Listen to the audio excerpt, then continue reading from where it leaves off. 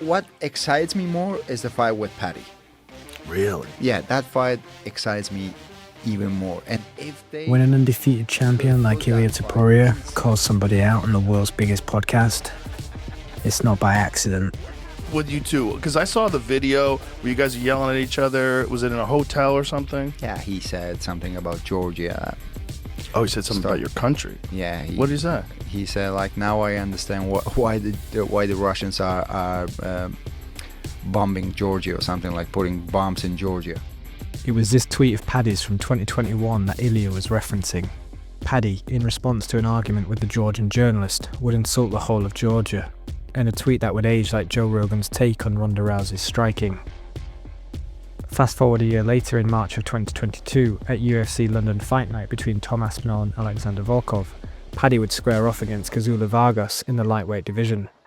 Ilia would also make the move up to lightweight to fight British prospect Jai Herbert, who would prove to be one of Ilia's toughest opponents to that point. Ilia's team would find Paddy backstage at the fighter's hotel. The altercation would culminate in Ilia throwing punches and Paddy bouncing a hand sanitizer off Ilia's head, in what would come to be known as the hand sanitizer boy moment.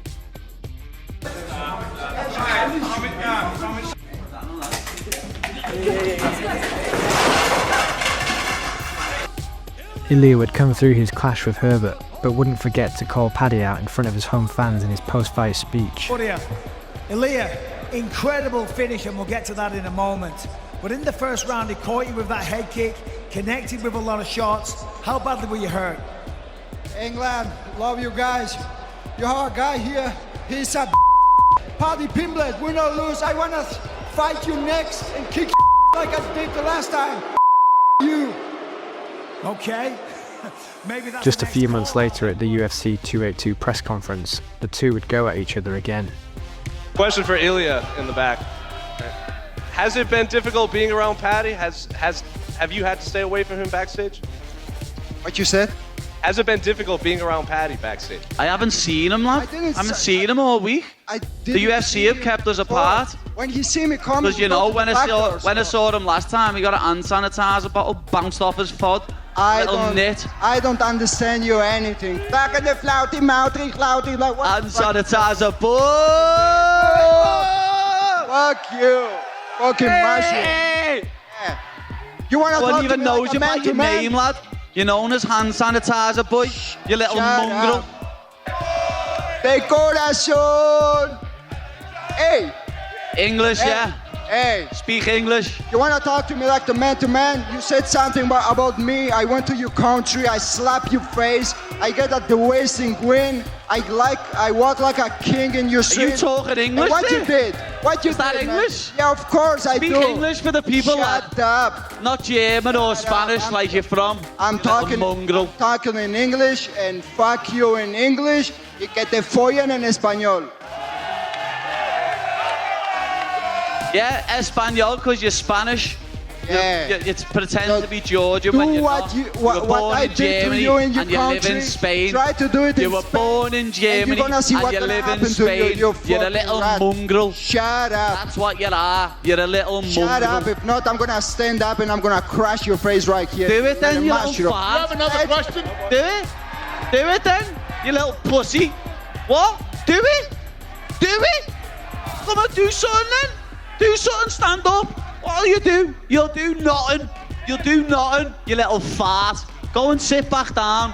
Sit back down, you little pussy. Puta.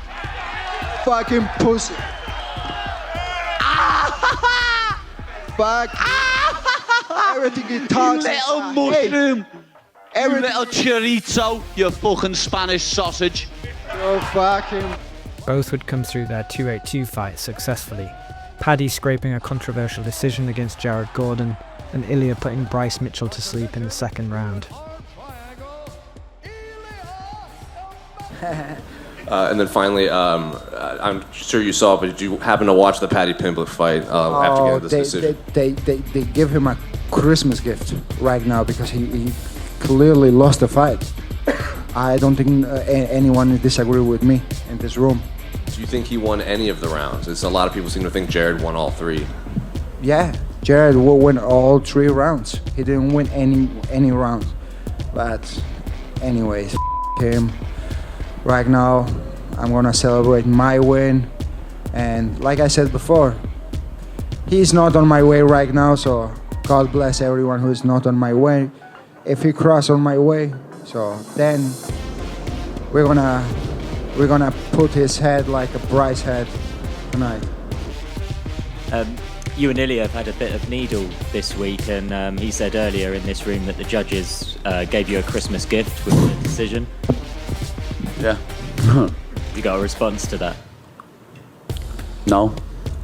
Hand sanitizer, boy, can keep using my name for some publicity as he wants. Is the best way for this war of words with him to be buried with a fight between you both in the future at some point? It could happen, you know what I mean? He looked good tonight. Give him his due. He looked good tonight, he did. Bryce did rock him now in the second round. And I am a lot bigger than both of them. You know what I mean? So that could happen in the future, but as I say, I don't know when I'm going to be fighting now. I've got to get this ankle looked at. And if I was him, like, well, he's in the top 10 in the featherweight division now, isn't he? You know what I mean? He's just beat number 9. Yeah. That just shows how I live in his head rent-free. You know what I mean? He's still talking about me, even though he's in the top 10 in featherweight. If I was him, I'd be asking for number 5 or something. But he's asking for the Paddy, because he knows who the boy is. Ladies and gentlemen, referee Jason Herzog has called a stop to this contest at 3 minutes, 32 seconds of round number 2. Declaring the winner by knockout, still undefeated, and new UFC undisputed featherweight champion of the world, Ilia Topuria.